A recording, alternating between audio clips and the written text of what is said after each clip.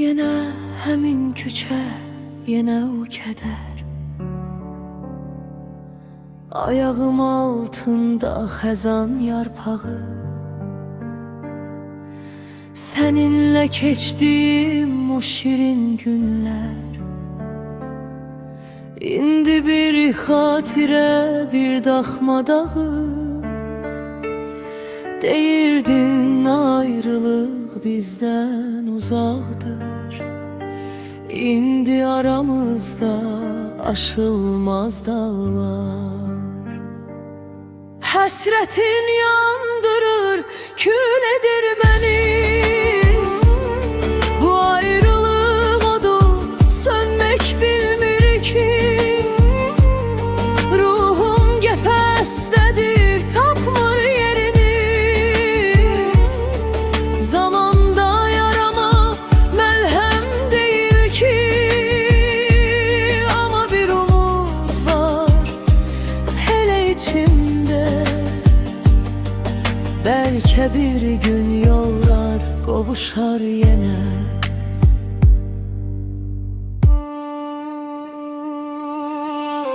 Pencerem önünde solan çiçekler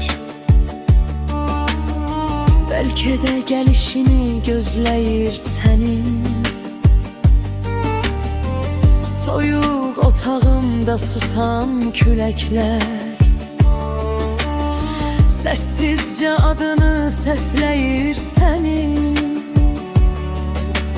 Hər gecə yuxumda görürəm seni. Oyanmaq ən ağır əzabdır mənə. Həsrətin yandırır, kül edir məni. Bu ayrılıq odu sönmək bilmir ki. Ruhum qəfəsdədir, tapmır yerini. Zamanda yarama məlhəm deyil ki. Ama bir umut var hele içimdə. Belki yollar qovuşar yenə. Bilirəm qış bitənə gələr baharda. Buz bağlayan qəlbim bir gün isinər.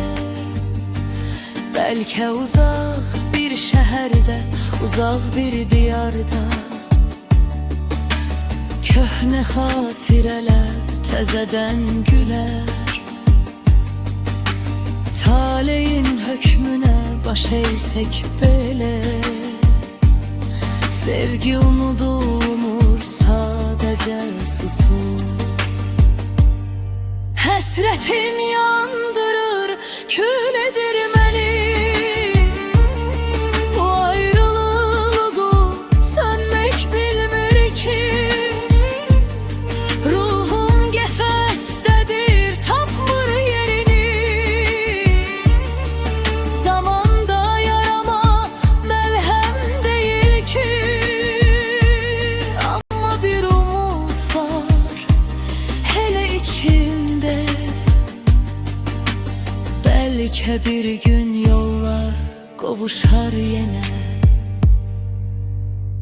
İllər keçsə belə dəyişə zaman. Mən seni ilk günkü tek sevəcəm. Gözümdən çekilse bu duman duman. Seni o yolların sonunda göreceğim. Ayrılık son değil, sadece sınav. Biz bu sınavdan da geçerik belki. Sensizlik bir deniz, mən bir gemiye.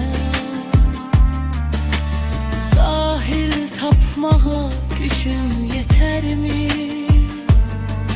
Bir sabah açılar, mən də gülərəm. Bu ağır ayrılık biter iter mi? Dönersen bilirəm bir gün dönersen